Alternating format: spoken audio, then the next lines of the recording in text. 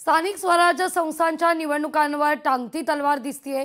निवडणुकांमध्ये ओबीसी आरक्षणाची मर्यादा ओलांडली आहे। आरक्षणाची 50% मर्यादा ओलांडल्यानं हे प्रकरण कोर्टात पोहोचले।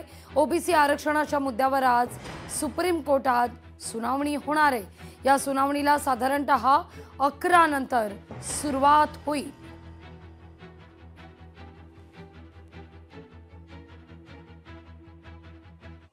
सर्वोच्च न्यायालयाने जे संकेत दिले ते संकेत जर त्यांनी विचारात घेतले तर मला वाटतं हे 27% मर्यादा आज कायम राहील आणि ते कायम ठेवून निवडणुका घ्या अशा प्रकारचा निर्णय येऊ शकतो।